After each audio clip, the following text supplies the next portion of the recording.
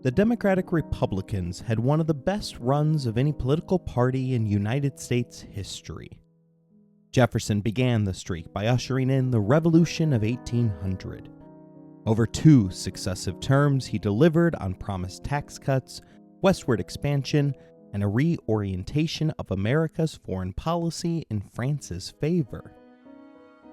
James Madison came next, keeping the party in power for another 8 years despite being the man who was manipulated into declaring the War of 1812. At one point, Monroe, the nation's founding documents, and the residents of Washington, D.C. all had to flee the oncoming approach of British soldiers hell-bent on burning D.C. to the ground. Somehow his political opponents miscalculated even more, however, as the Federalist Party lost all credibility with the voting electorate after it had become clear that treason had been considered during the ill-fated Hartford Convention. Their weakness meant that James Monroe was allowed to carry on the Democratic-Republican legacy, ushering in the era of good feelings, a period of time when the nation lacked formal political parties. This dominance of one party over our nation's highest office would not be seen again until the mid-20th century, with the arrival of Franklin Delano Roosevelt. For 24 years, the party implemented Thomas Jefferson's vision for the United States, complete with limited government, pro-agricultural policies, and westward expansion. He believed in an empire of liberty, but his vision didn't include everyone. As a slave owner, Jefferson and the Democratic Republicans didn't touch the critical issue of slavery, letting it fester during this period. That issue and others would begin to rear their ugly heads during the election of 1824.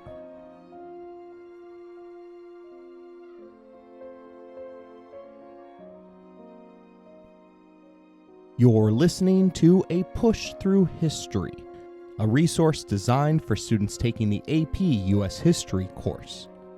This episode covers the third and final major concept embedded within Period 4, 1800 to 1848. Democratic growing pains.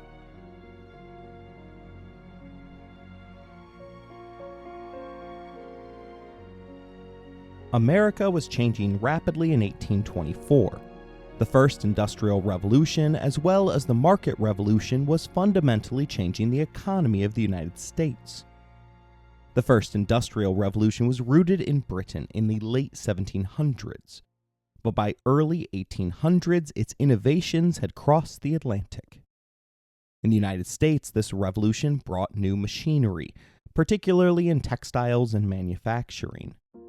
One of the most significant developments was the invention of the power loom and the spinning jenny, which allowed factories to produce cloth at a much faster rate than ever before. The growth of textile mills, particularly in New England, transformed the way goods were made and opened up job opportunities beyond traditional farming. Another major breakthrough was the development of the steam engine, which not only powered factories but also revolutionized transportation. By 1824, steam engines were beginning to be used in steamboats, allowing for faster movement of goods along the country's rivers. This led to a reduction in shipping costs and the creation of a more integrated national economy. At the same time, a transformation known as the market revolution was reshaping the way Americans bought and sold goods. Before this period, most Americans lived in isolated communities and bartered for goods locally. But improvements in infrastructure, like the construction of the Erie Canal in 1825, as well as better road networks, allowed goods to travel further and faster, linking previously disconnected regions. Banks and new financial institutions emerged to support this expanding market, providing credit and financing for businesses. For the first time, more Americans could take risks and invest in new ventures. This shift allowed the U.S. economy to transition from one based on subsistence to one driven by a cash-based, market-oriented economy.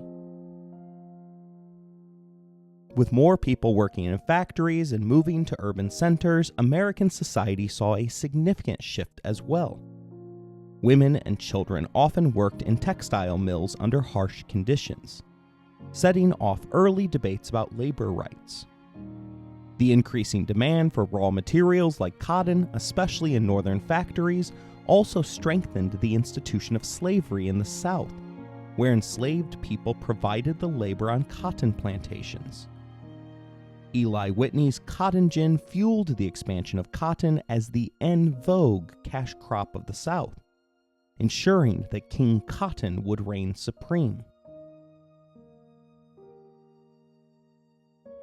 Along with the economic gains, many states worked to expand suffrage, or voting rights, by dropping property qualifications. Republicanism called for expanding the right to vote to as many people as the nation could. Although the process was slow, it began during this period at the behest of local political machines who were perfecting methods to churn out the vote. New York City's Tammany Hall led the way behind the guiding hand of Martin Van Buren, a new type of politician who had figured out that a mere $20 spent on refreshments could ensure that 100 votes would go in the direction of his choosing. Van Buren's political machine, however, wasn't yet ready for showtime in 1824, an election which was full of comedic errors that threatened to tear the new nation apart.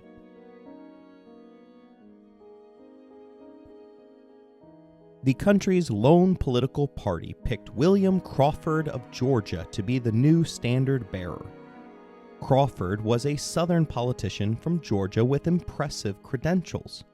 He had served as a U.S. Senator, Minister to France, and held two powerful cabinet posts under Monroe, Secretary of War and then Secretary of the Treasury. Known for his strict constructionalist views on the Constitution and his conservative fiscal policies, Crawford appealed to the core of the Democratic-Republican base. In 1824, he was widely seen as the official party nominee, hand-picked by the Congressional Caucus, a group that traditionally selected the party's candidate in those days.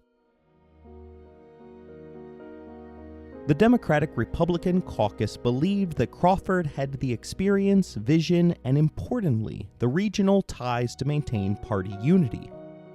Coming from Georgia, he was popular in the South, and as a loyal supporter of Monroe's policies, he was seen as someone who would keep the party's priorities intact. By choosing Crawford, party insiders hoped to preserve stability and reinforce the dominance of the Democratic-Republican platform. They believed that having a single unified candidate would prevent factionalism within the party and continue the legacy established by the Virginia dynasty. Despite this nomination, 1824 would prove to be anything but a unified election. Other candidates saw an opportunity to challenge Crawford, sensing that the caucus system and perhaps the Virginia dynasty itself was losing influence. 4 other major candidates emerged, each with a strong regional base and distinct vision for America's future. First was John Quincy Adams, son of former President John Adams and Secretary of State and a formidable diplomat beneath Monroe. Representing New England's interests, Adams appealed to voters who prioritized national improvements and expansion of federal powers, contrasting with Crawford's strict constructionalism. Next was Andrew Jackson, a popular war hero from Tennessee who gained national fame for his military exploits, particularly during the War of 1812. Jackson's appeal lay in his man-of-the-people persona, and he captured the imagination of Western and Southern voters who felt increasingly distant from Washington's political elite.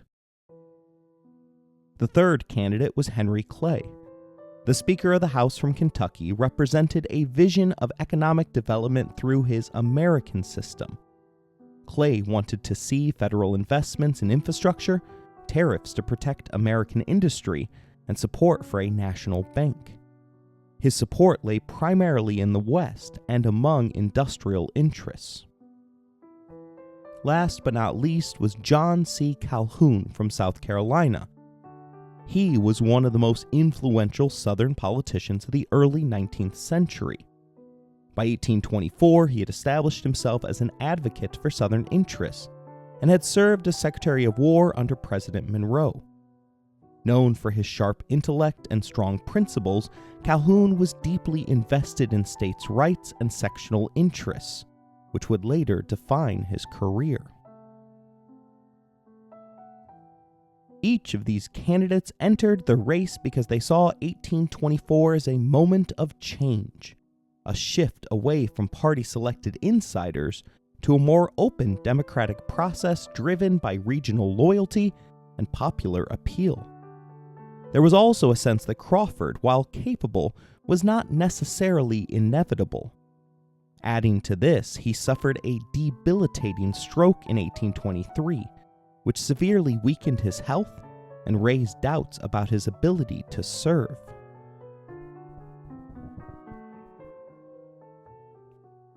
The popular vote went to Andrew Jackson, who with 41% ran far ahead of the people's second choice, John Adams, who had only received 31% of the popular vote. Jackson also received the largest share of electoral votes, achieving 99 versus Adams' 84. America's election laws, however, break easily whenever a third-party candidate manages to win a state. In this instance, Crawford, 41 electoral votes, and Clay, 37 electoral votes, ensured that Jackson failed to win the election outright. It was therefore sent to the House of Representatives, where each state's contingent of representatives would cast a single vote for their state's presidential choice. Jackson, having won the popular vote and the largest share of electoral votes, fully expected to be named President of the United States. He had also been endorsed by John C. Calhoun, whose primary concern of slavery would be allayed by having Jackson, a slave owner himself, in the nation's highest office.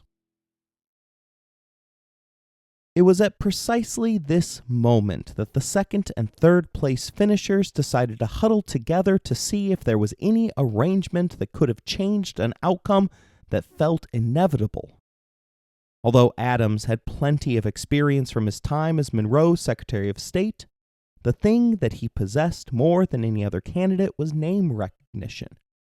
He had largely run upon his experience and heritage. Henry Clay of Kentucky, on the other hand, was a bit of a policy wonk, basing his entire campaign on what he referred to as the American system, which called for protective tariffs for American manufacturers, support for the Second National Bank, and federal subsidies for national infrastructure improvements. Realizing that both were destined to lose to the hard-fighting, Indian-hating general, the two decided to combine forces, with Clay delivering the House votes needed to name Adams as the 6th President of the United States of America. In exchange for his support, Adams named Clay to be his Secretary of State, the position that had thus far proven to be the launching pad for future presidential runs. Jackson was furious, calling the political hijinks of his opponent a corrupt bargain, stating for the record that I weep for the liberty of my country when I see at this early day of its successful experiment that corruption has been imputed to many members of the House of Representatives, and the rights of the people have been bartered for promises of office. His criticism, however, wasn't able to change the outcome.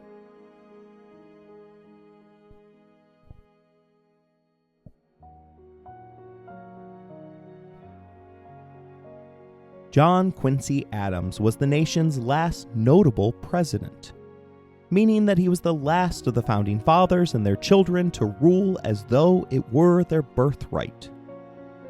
From the outset, the Founding Fathers had mistrusted the American people, upon whom they had bestowed the gift of democracy.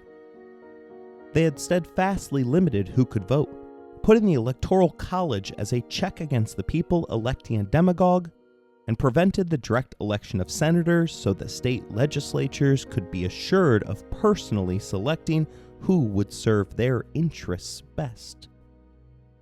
Adams was born of privilege as the son of a man who personally wrote the oldest state constitution in the land. The son of a Federalist president who worked for a Democratic Republican ruled paternalistically, rather than via some particularly political ideology. Technically a Republican, Quincy Adams is impossible to place on the political spectrum. Upon ascending, he acted as the father of the nation, dealing with each issue as they came to him. His term was relatively uneventful. He steadfastly implemented Clay's American system, which was met with enthusiastic support from Northerners. The protective tariff supercharged American industry in the region, but raised prices on goods as they artificially raised the price of cheap foreign imports. While the North benefited from these tariffs, the South suffered an across-the-board increase in prices, while receiving none of the jobs to produce domestic substitutes. Without these protective tariffs, New England and Pennsylvania's manufacturers would have easily been put out of business by cheaper textile mills spinning wool, as well as durable British iron goods. Still, that didn't make the tariff any more appealing in the South, where Andrew Jackson, still stewing from the corrupt bargain, termed it the Tariff of Abominations. Convinced that he alone knew what was best for the nation, Adams further alienated the southern states via his Indian policy.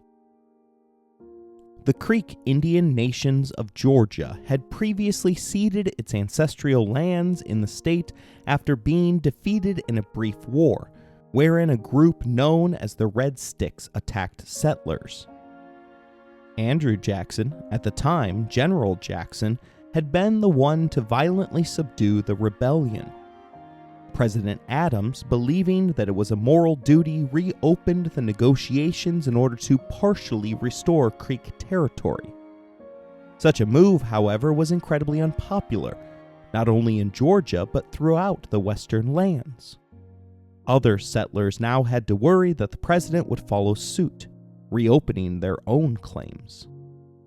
Georgia's governor painted the president as an unblushing ally of the savages, eventually raising a state militia to enforce the original treaty himself. Incredibly, when faced with a direct challenge to his federal authority, Adams backed down, proclaiming that the Indians are not worth going to war over. By 1827, the Creeks were pushed out of Georgia. Within a year, Adams would likewise be pushed out of the White House.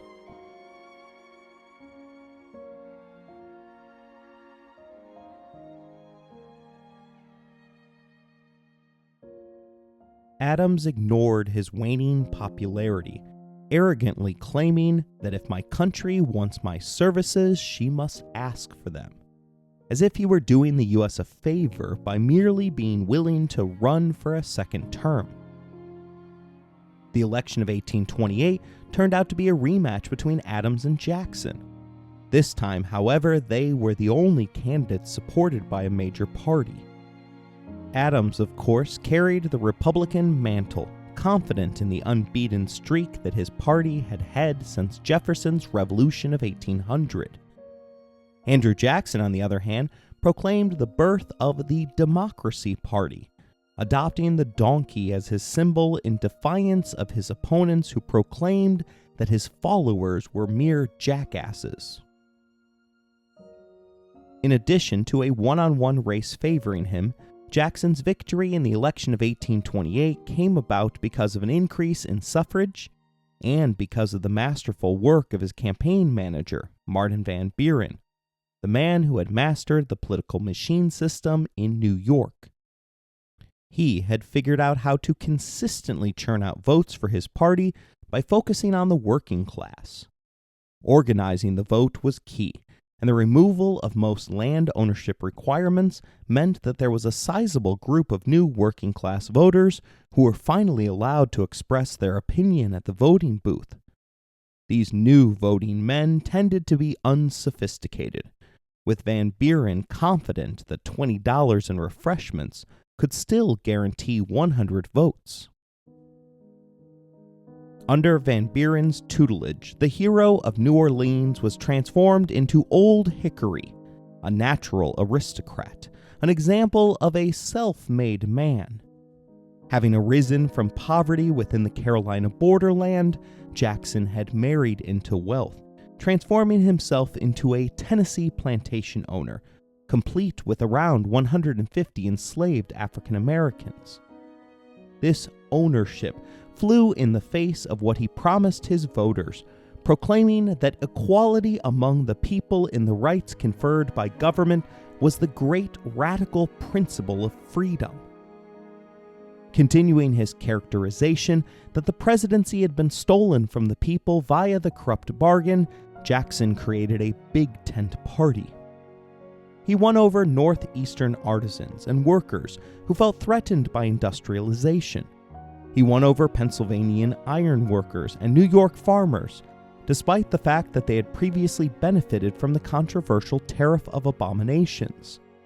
White farmers flocked to his banner in hopes that he would open up new land by removing stubborn Native Americans.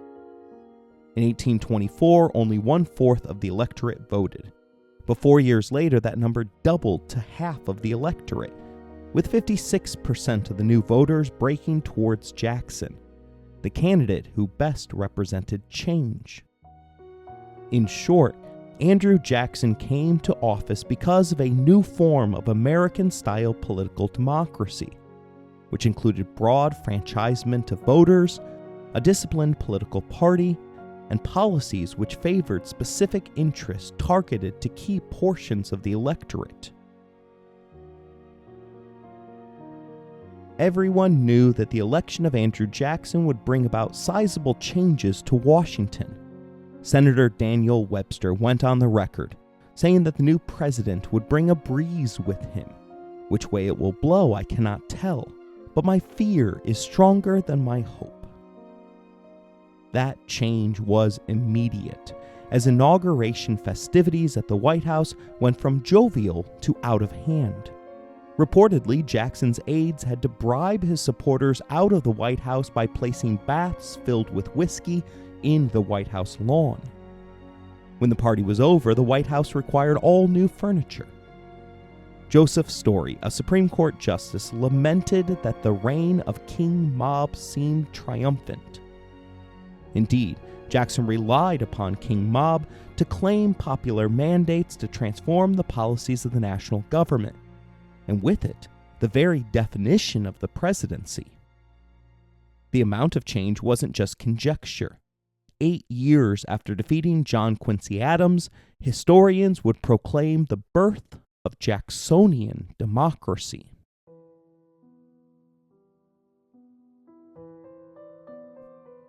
Norms were no longer being followed.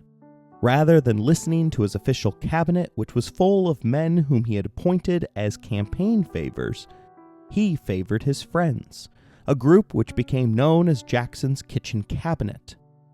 Such actions like this were part of a wider spoils system, which saw patronage placed above meritocracy, to the detriment of the entire nation.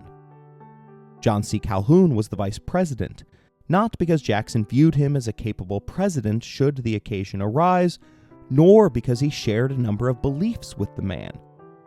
Calhoun was merely another tool whose appointment served to bring Jackson closer to power. Indeed, Jackson would later claim that one of his only regrets in life was that he hadn't hung his vice president. Jackson immediately destroyed the American system, rejecting national subsidization for transportation infrastructure and vetoing 4 internal improvement bills, including one which would create the national road.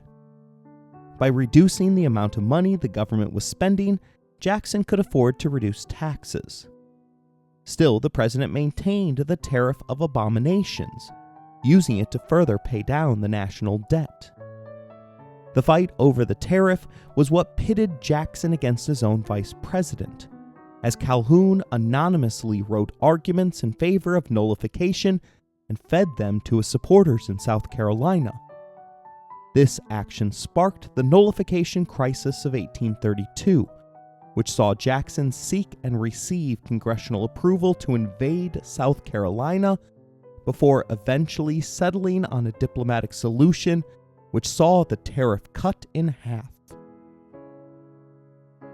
Lincoln would later draw upon the precedent begun during the nullification crisis in order to deal with his own threats of rebellion from South Carolina.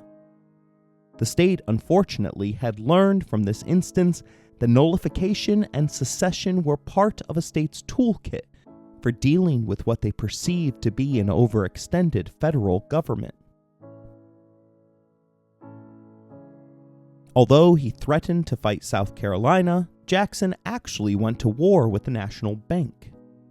The Second Bank of the U.S. had been created in Philadelphia in 1816 as a continuation of Alexander Hamilton's legacy.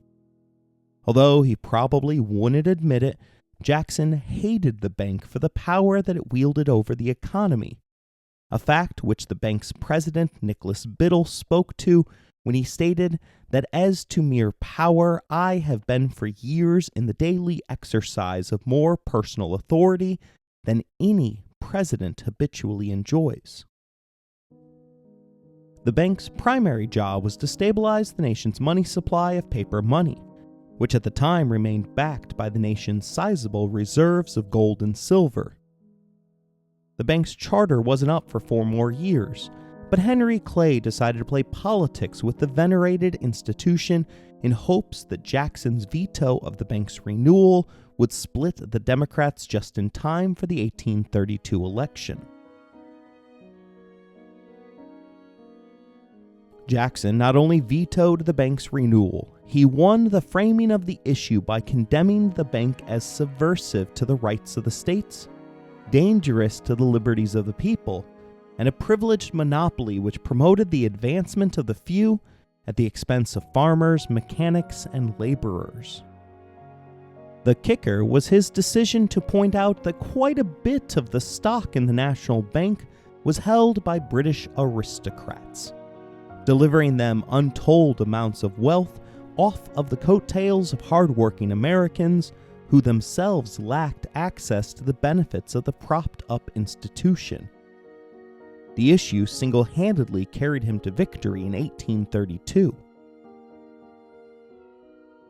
Removing Calhoun for his subversive efforts related to the nullification crisis, Jackson brought Martin Van Buren into the Oval Office as his second vice president. He would later signal to the nation that the little magician, as he was known, would be his chosen successor. That wasn't his only notable appointment, with Roger Taney becoming the head of the Treasury Department. Taney's first task was to remove the contents of the Second National Bank, depositing the nation's reserves among several of Jackson's pet banks. It turned out to be a historically bad decision, as the decentralization of monetary policy resulted in easy-to-obtain credit with virtually no regulations. Speculation ran rampant, with tens of thousands buying up land without any funds to back their investment. These pet banks didn't take their responsibility seriously, failing to regulate smaller wildcat banks, which issued far too many loans, resulting in a massive increase in inflation. Jackson's successor, Van Buren, would pay the price in 1837, after fraud was discovered in 2 New York City pet banks, beginning a bank run which culminated in the Panic of 1837.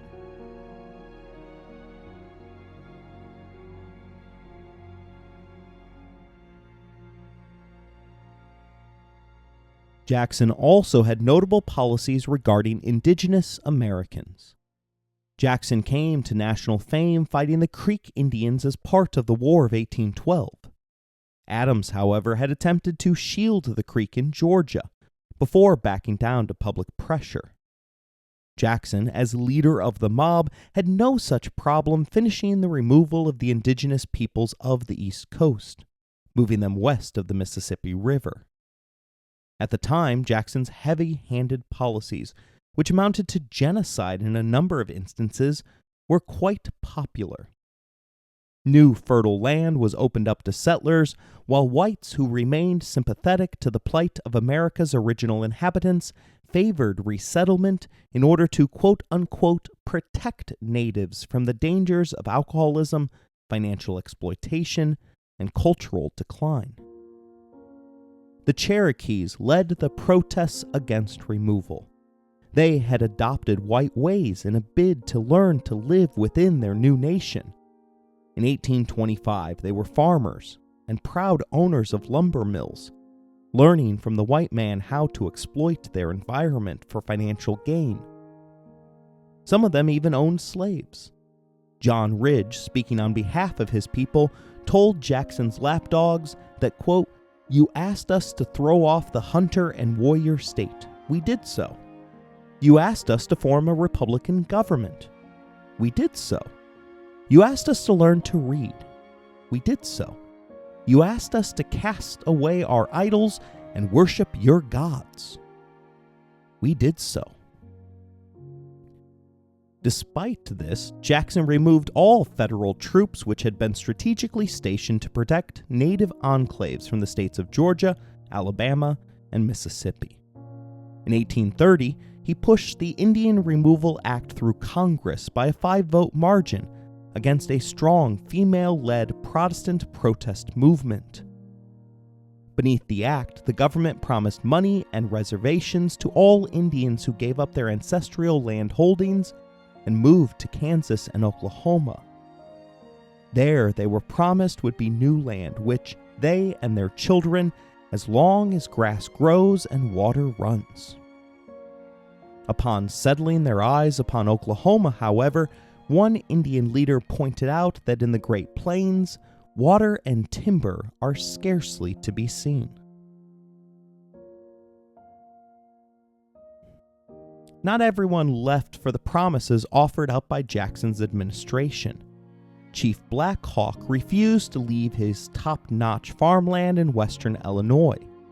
He and his followers were pursued by the U.S. Army into the Wisconsin Territory, where 850 of his 1,000 warriors were brutally killed over an 8-hour period, which became known as the Bad Axe Massacre. Rather than an end, it was merely the beginning. Over the next 5 years, American pressure and military power forced 70 indigenous peoples to sign treaties to be forcibly relocated west of the Mississippi. The Cherokee attempted to turn America's own weapons against itself, taking their case to the Supreme Court in the controversial decision of Cherokee Nation versus Georgia in 1831. Chief Justice John Marshall denied their claim, declaring that Indian peoples were domestic dependent nations, making them distinct political communities which had territorial boundaries within which their authority is exclusive and is guaranteed by the United States. Marshall might have presumed that the federal government would use this newfound authority over the indigenous peoples of America to protect them. Instead, Jackson used his authority to force upon them even more uneven treaties. Voluntary removal was proceeding at too slow a pace for many Southerners, who regularly harassed, beat, murdered, and raped Native Americans in an effort to quote-unquote encourage them to move west. Several chiefs fought back, authorizing the torching of the small community of Roanoke and attacking steamboats which carried troops intent on raiding native settlements. The tit-for-tat skirmishes turned into the 1836 Creek War. The war was over almost before it began, ushering in the Trail of Tears. The 3-month-long journey to Oklahoma was overseen by armed federal troops. The brutal conditions of the forced march killed more than 8,000 out of the 21,000 Creeks who were forced to undergo the 1,200-mile journey. The Trail of Tears is one of the worst moments in American history, So I want to be clear that I am not trying to redeem Andrew Jackson's actions. But I will point out two pieces of evidence which complicate Jackson's Indian legacy. First was the fact that 4,000 Creek warriors and their families were placed in a concentration camp near Mobile, Alabama, reportedly for their own protection. Mobs from Alabama and Georgia broke into the camps, raping, killing, and enslaving the unfortunate inmates who couldn't escape in time. Those who did manage to get out, however, were systematically hunted down by an Alabama militia. Clearly, it was untenable for the native men and women to remain permanently in the South. Secondly, Jackson adopted 2 native children who had been orphaned during his war. This act was a powerful gesture of humility, as well as an opportunity to prove that assimilation was possible. Jackson's wife largely cared for the 2 boys, both of whom died naturally at a young age.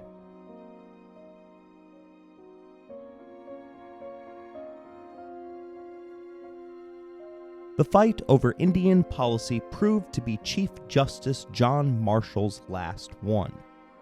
Marshall served until his death in 1835, having presided over the largest expansion of federal power in the young nation's history.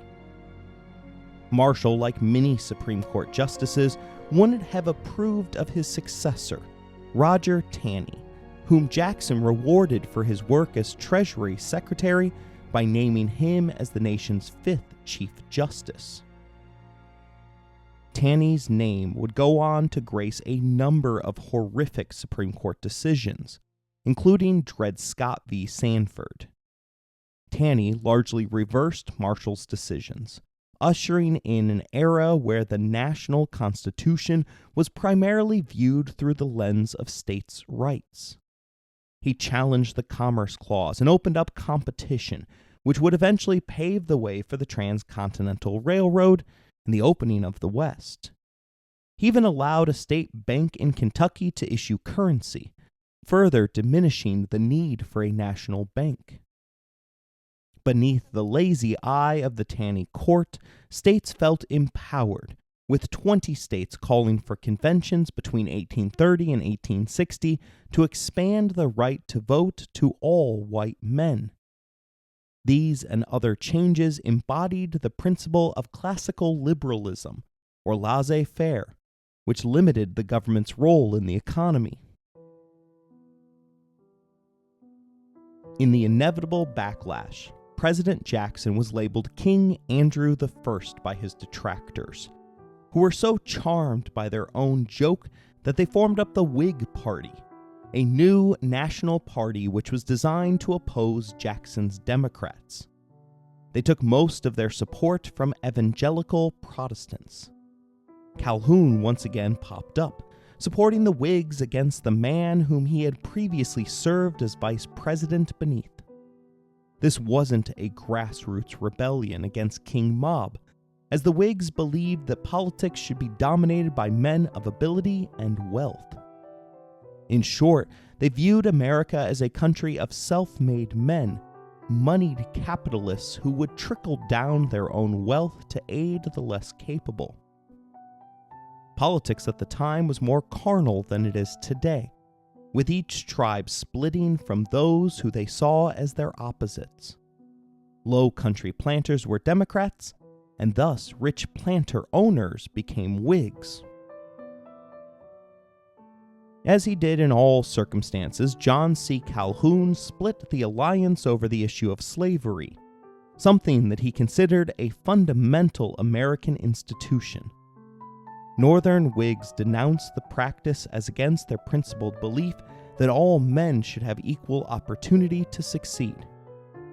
Despite the internal bickering, the Whigs took the House in 1834, setting the stage for the temperance movement to gain national traction.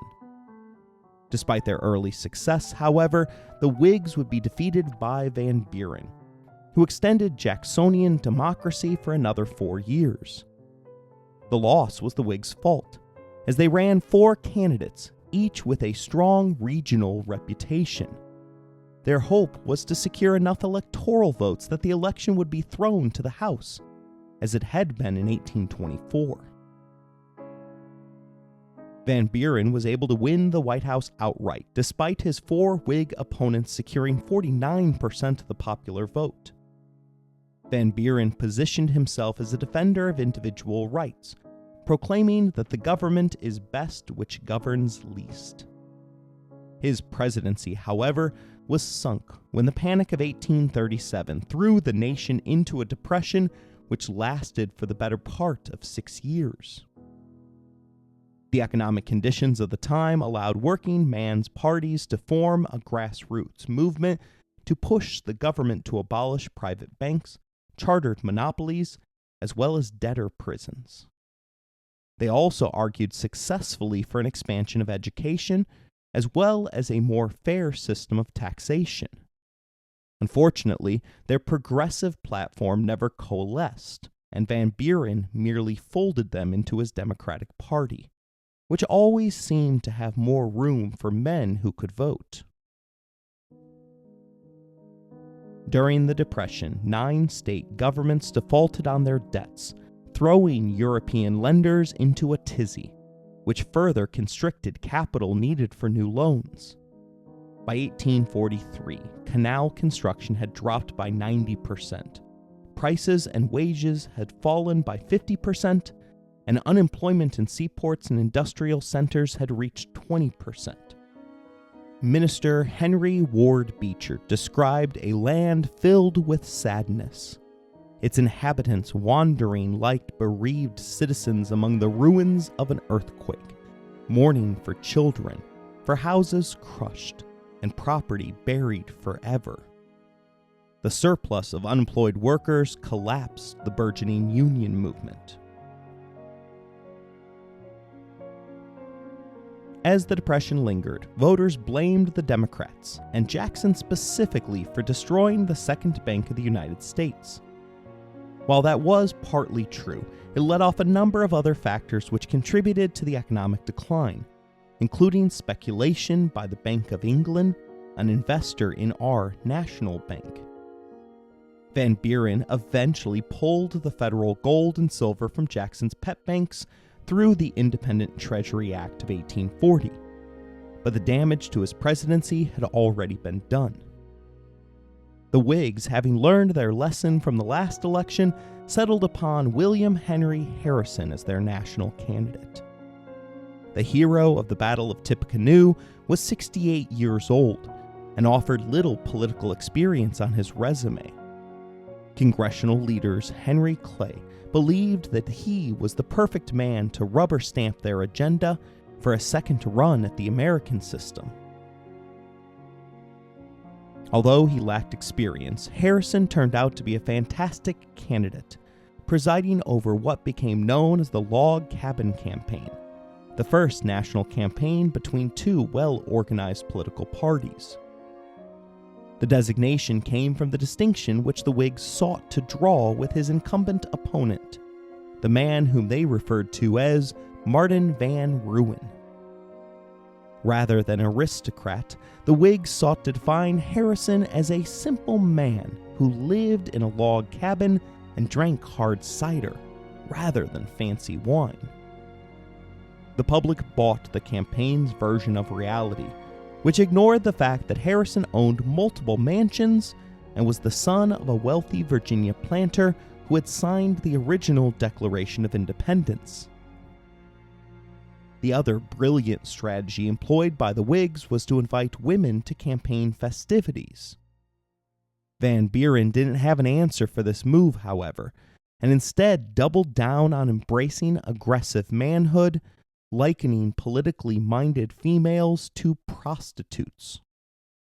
In this instance, however, his decision backfired, with Harrison receiving 53% of the popular vote and the majority of the Electoral College.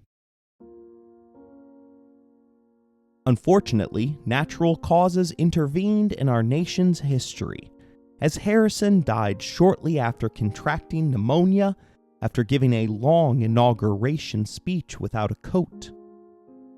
His presidency lasted for only 30 days, 12 hours, and 30 minutes.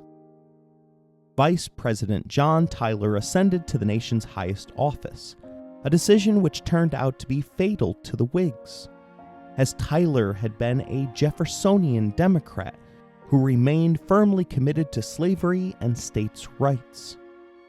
He had only joined the Whigs as a protest against the South Carolina nullification crisis, performing his duty as a Democrat in disguise. His presidency, which is known throughout history as the accidency, resulted in him vetoing congressional Whig bills which would have restored Clay's American system, the very thing which the party had selected Harrison for in the first place. After showing his hand, the Whigs kicked him out of the party and the entire cabinet resigned.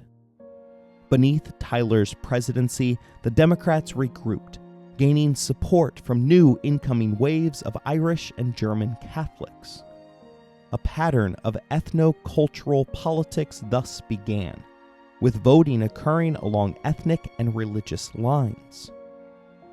Dems soon retook power throughout the nation, pushing a program of equal rights, states' rights, and cultural liberty which was more attractive to white Americans, the only group which could vote, than the Whig platform of economic nationalism, moral reform, temperance laws, and individual economic mobility.